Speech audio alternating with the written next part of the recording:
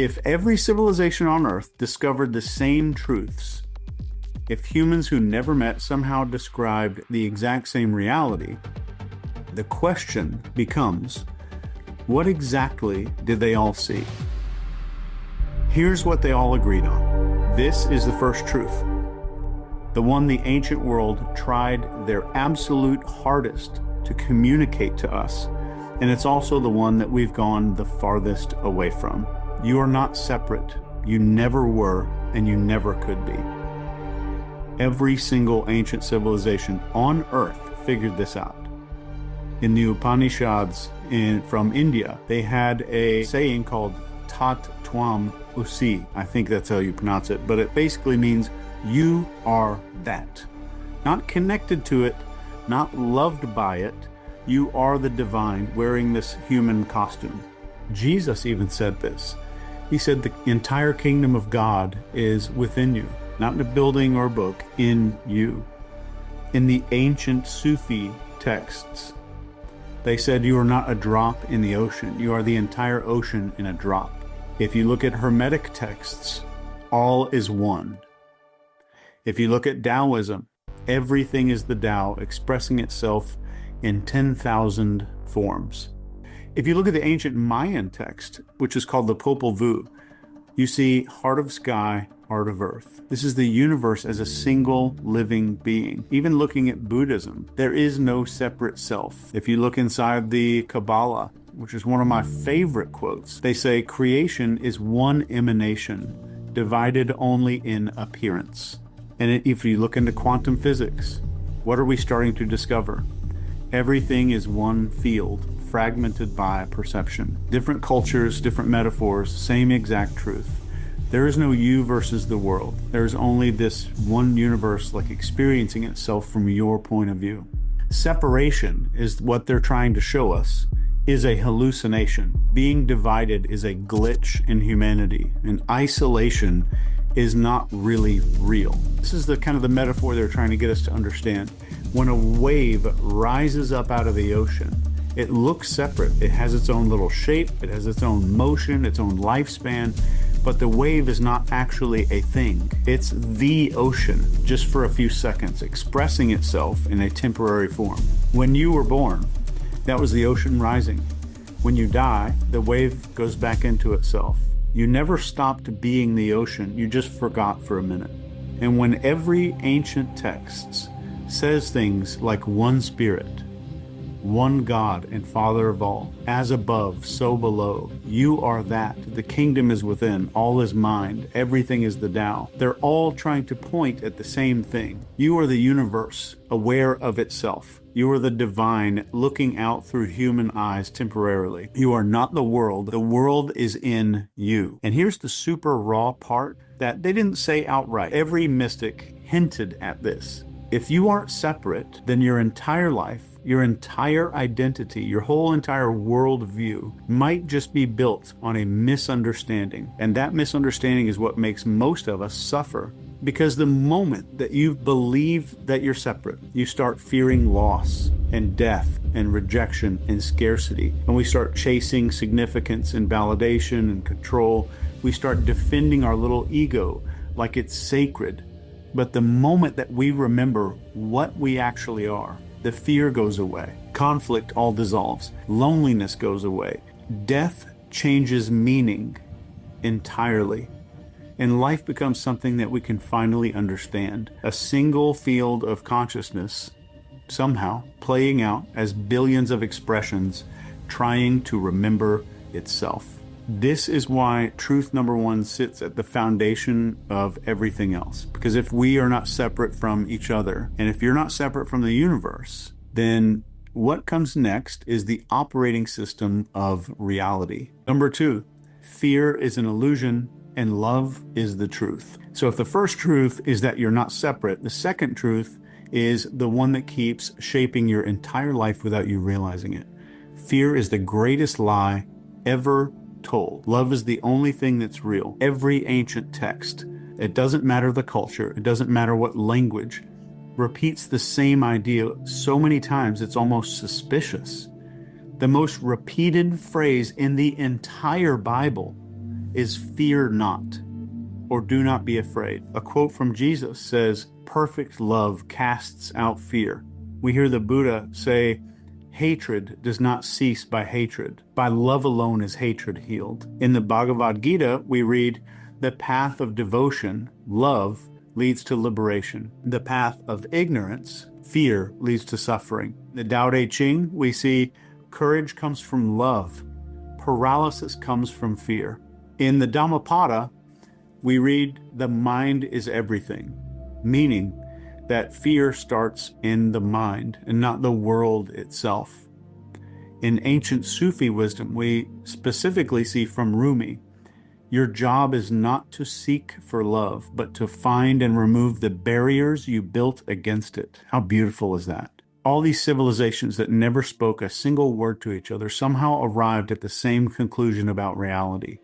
Fear is an illusion that keeps us asleep, and love is the frequency or the thing that wakes us up.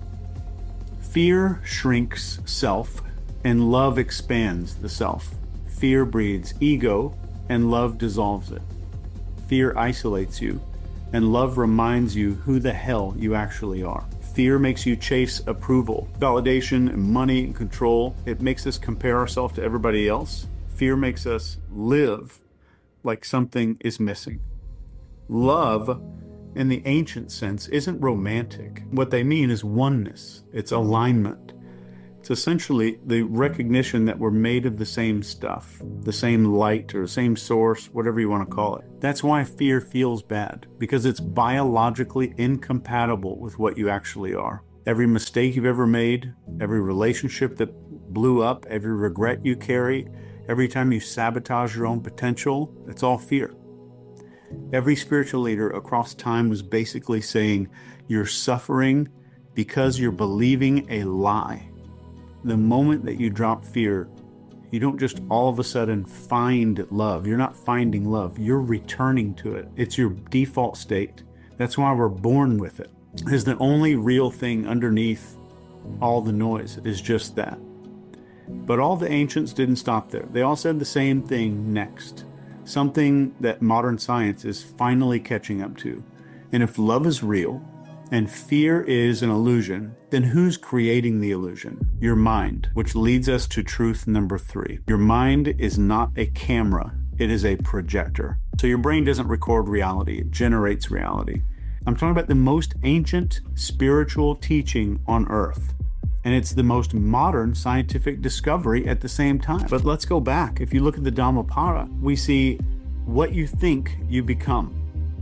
If you look at the Hermetic texts, the all is mind. In the Hindu Vedanta, we see Maya, the world you perceive, is shaped by the mind's illusions.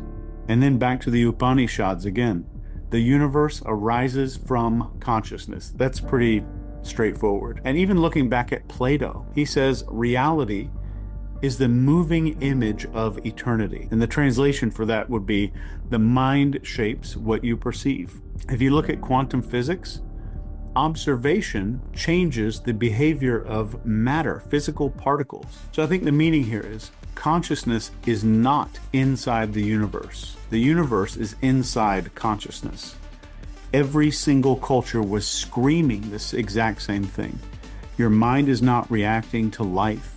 It's constructing the version of life that you're experiencing. Your fears, your beliefs, your identity, your memories, your stories, all those patterns you have in your life. We think that they're interpretations. What they are is filters that reshape reality before reality reaches you. This is why two people can live through the exact same moment and experience two completely different things.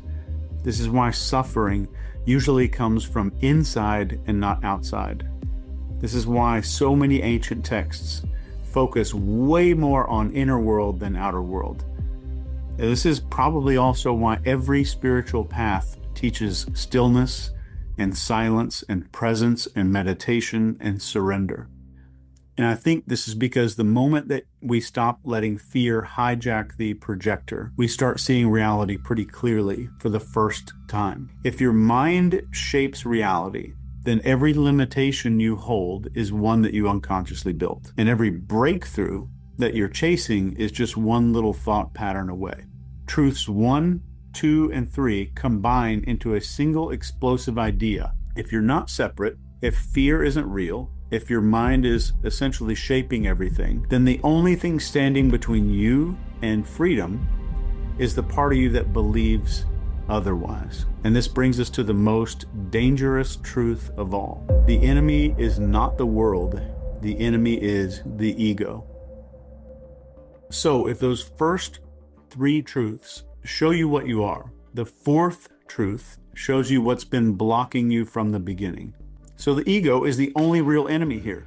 It's the only enemy that you're going to face. No demons, no bad luck, no other people, not the world. Every ancient text, every mystic, all these enlightened teachers, they all gave us the exact same warning.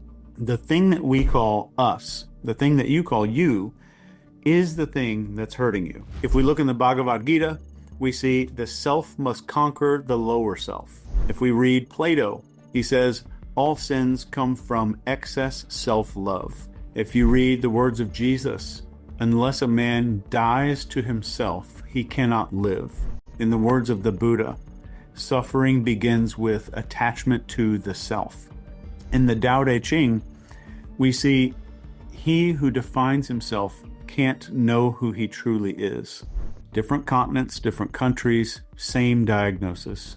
The ego is not your personality or your identity. It's not your sense of I. Let me give you a definition of ego that's going to change your life if you adopt it. The ego is the story that you built to survive your fears.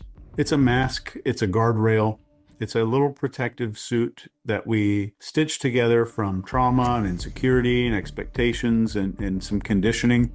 And that suit becomes our prison. But the ego desires one big thing: separation. It needs to feel separate to exist. Separate from other people, separate from the big universe, separate from the divine, separate from truth. The ego has to be able to compare. It feeds on better than, worse than, smarter than, more deserving than, more important than. So basically, the ego needs 3 things. It needs hierarchy, conflict, and recognition. So it needs to win, to be right, to be special, to get defended by you. This is why it never shuts the F up. The ego is the voice that says, they're judging you.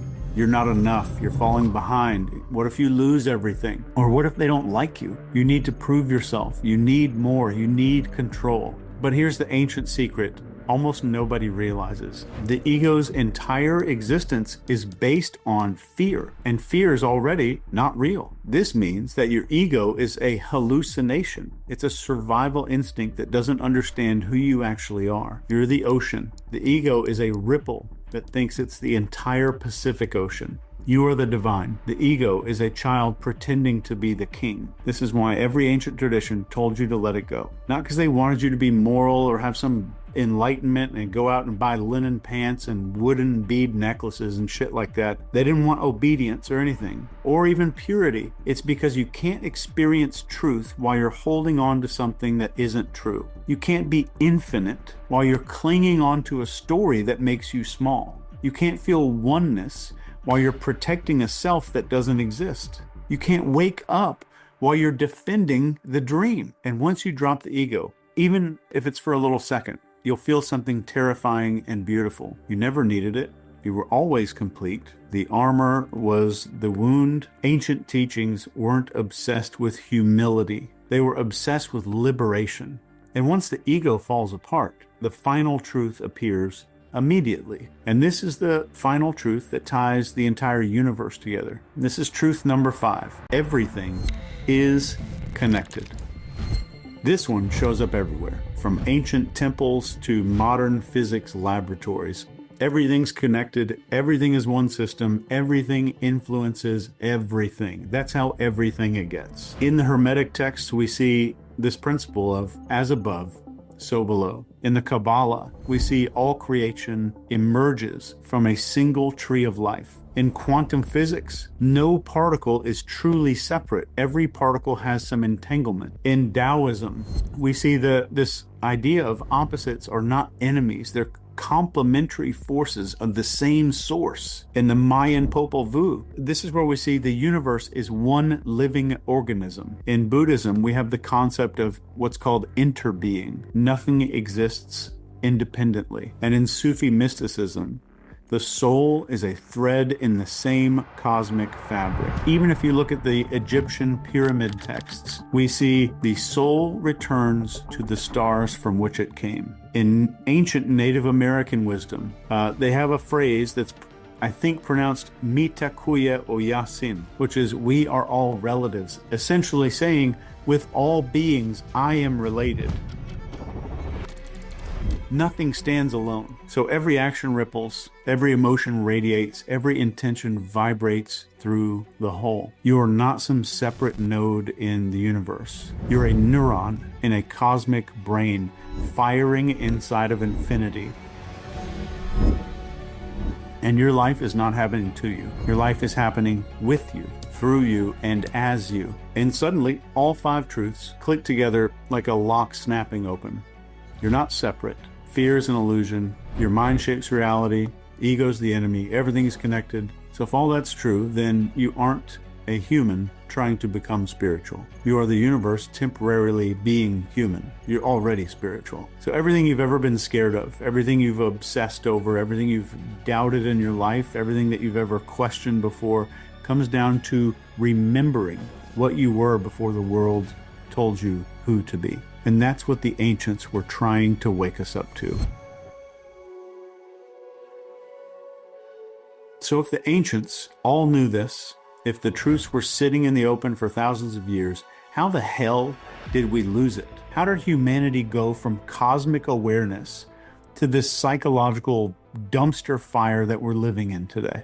It wasn't a conspiracy. Personally, I think it was something a lot simpler.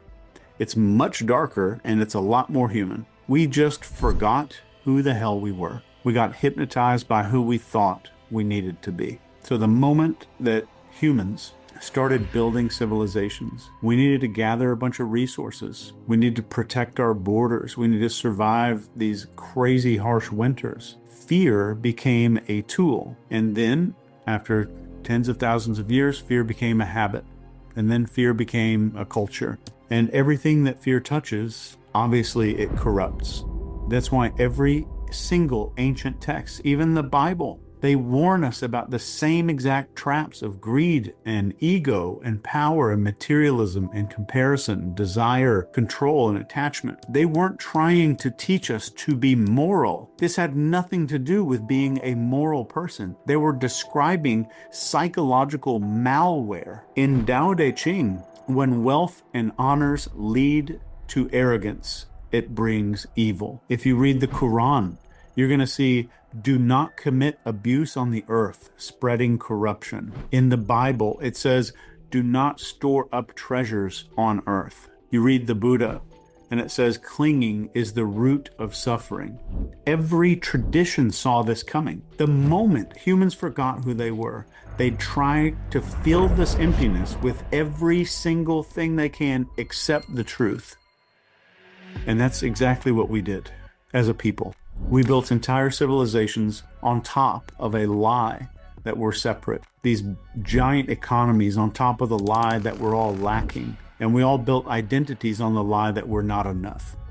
The ego that starts off as a small little tribal safety mechanism became this global operating system. We started comparing and competing and hoarding and fearing and posturing, consuming, scrolling, performing. We turned life into a weird little scoreboard, and we made success a really, really good-looking costume. And we traded all of our meaning for dopamine. We replaced being still and mindful, maybe just, let's call it boredom. We replaced boredom and silence with lots and lots of noise and distractions. But I think the biggest one of all is we stopped asking, who am I? And we started asking, who do they think I am? We traded a lot of truth for distraction. And the worst part is the distractions got really, really effing good. scary, sexy, addictively good. So we engineered apps that hijack our nervous system. We have news cycles that feed off of our cortisol and our stress.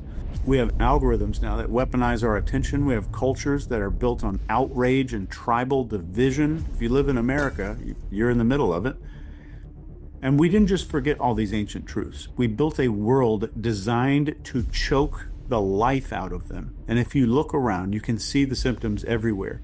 Anxiety's normal. Depression is common. Addiction is everywhere. Loneliness is an epidemic we're in the middle of. Attention spans are collapsing. People don't even know how to be bored. Replaced wisdom with content, contemplation with distraction. We became the most technologically advanced species in history and simultaneously the most spiritually disconnected. Again, it's not because this truth just disappeared somehow. It's because the noise got louder than the signal. The ancient warning was not a metaphor. It was a prophecy. And the prophecy is, if you forget yourself, you will forget everything that matters. But there's another part the ancients also agreed on. Once the illusion gets to the point where it gets unbearable, once the noise gets super overwhelming, once the ego starts to look like a crazy Jenga tower, that's when people start to wake up. And right now, in this era, in this generation, we are seeing that start to happen. The illusions are cracking. The distractions aren't working as well as they used to. My friend Sean Ryan did an entire series about this called PSYOP. People are starving for something real, and they don't know why. And this brings us to this final section. What did the ancients say about this awakening? Is it really an awakening? And what is it going to mean for our life? So if forgetting makes us suffer, then remembering is what sets us free. And every ancient tradition, every one, with no exception, they didn't just warn us about ego and fear and illusion. It also left very detailed instructions for what happens after the collapse. They left us a roadmap for waking up. And the patterns are unbelievably clear once you know what to look for. And they don't give you a bunch of rules and dogma and rituals, just internal transformations. So let me show you exactly what they said. Number one, waking up begins with truth. In the Bible, in John 8:32, the truth will set you free.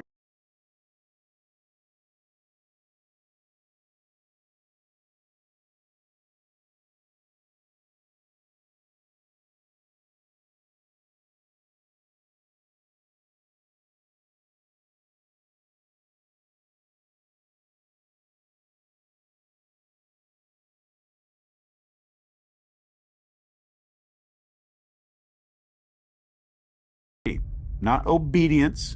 Number one, waking up begins with truth. In the Bible, in John 8:32, the truth will set you free. Not obedience, not faith, truth. Truth about yourself, about the mind, about fear and ego. Truth is the solvent that dissolves the illusion. In the Avestra, which is a Zoroastrian text, we see the quote, "Truth is the best good. It is the everlasting light." From the Buddha, we see the quote, "There are three things that cannot remain hidden: the sun, the moon, and the truth."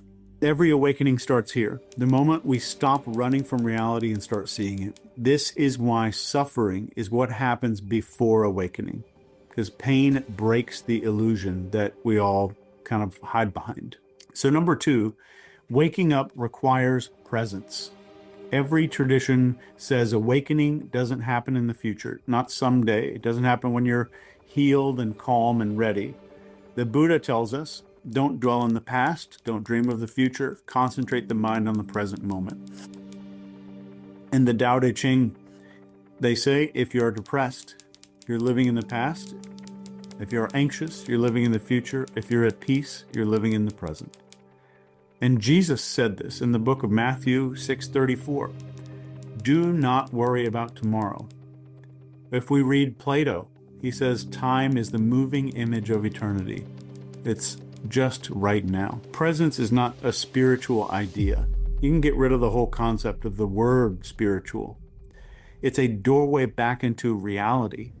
The ancients were not saying be mindful. What they're telling us is stop living in an illusion. Don't live in a fake world. Number 3, waking up requires compassion and service. And every single ancient text links awakening with compassion. And it's not compassion because you're a morally good person. It's compassion because you recognize the truth. Because if I see you as myself, compassion isn't morality. It's just me taking care of me. If you read the Quran, you see the quote, give to the needy, the orphan, the captive. In the Bible, it says, love your neighbor as thyself, or as yourself. In the Analects, Confucius 12:2 says, a gentleman seeks virtue. And Plato says, be kind, for everyone you meet is fighting a hard battle. Compassion is something that we recognize. We don't learn it, we recognize it. So once you stop believing that you're separate, love and compassion becomes the only behavior that makes any sense at all. It doesn't mean like I'm a good moral person. It just means I'm acting in something that makes perfect sense. Step 4, waking up requires stillness and self-knowledge. This shows up everywhere. In the Upanishads, we see, know thyself and you shall know the universe. Socrates said the unexamined life is not worth living. In the Yoga Sutras, yoga is the stilling of the mind. In the ancient Nag Hammadi text, which is in Gnostic Christianity, it's a type of Christianity. Know yourself and you will be free. And the Buddha tells us, in stillness, truth reveals itself. Awakening is not adding new ideas. Never, ever let somebody sell you on this idea. It's not going out and buying beads and adding new ideas. This is removing noise. Awakening is about stripping stuff away, removing illusions and stories and ego and fear, until what's left is the thing that was always there. It's you without a distortion. And number 5, waking up transforms suffering into wisdom. In the Bible, in Romans 5:3, suffering produces perseverance. Perseverance, character, and character, hope. In Buddhism, we have the 4 noble truths. Suffering is the path to enlightenment. If you look in the Bhagavad Gita, you'll see, in compassion, I destroy the darkness of ignorance with the lamp of knowledge. In the Egyptian pyramid texts, they say the soul ascends through trials. The ancients are not giving us some brochure promising us a life with no suffering. They're promising you a life where suffering becomes a catalyst for something. Which brings us to point number 6 about awakening. Waking up is just remembering what you are. When you put all these pieces together, truth, presence, compassion, stillness, transformation, every ancient tradition lands in the same place. Awakening is not becoming something new. It's remembering something ancient, something deeper and original that you've always been. If you look in the Kabbalah, they say each soul is a spark of the infinite. On the Emerald Tablet, it says all is one. In the Popol Vuh, humans are the divine remembering itself. The final step of awakening isn't learning a bunch of new motivational bullshit. It's recognition. It's a flash of remembering, oh, I'm not separate. I never was. I just forgot for a minute. Awakening is not a destination that you get to. It is a return home, and it will be shitty at first. And if this didn't feel new to you, it's because it wasn't. You are remembering. I think the real unsettling part isn't how radical any of this is. It's how obvious it feels once we hear it. You were never missing something. You were taught to forget. And awakening doesn't feel like fireworks and stuff like that. It feels like stress. Then it feels like relief. It's like you're setting down a huge ass backpack that you didn't realize you were carrying because you've been holding it your entire freaking life. The pressure to become somebody, to prove something, to defend yourself, all of that built on this misunderstanding. The world does not change when you wake up. Your relationship to the world is what changes. Fear loses its authority. Ego loses its grip on you. The noise stops convincing you that it matters. It's just because you saw something clearly. And the truth was never really hidden. It was just waiting. Love you.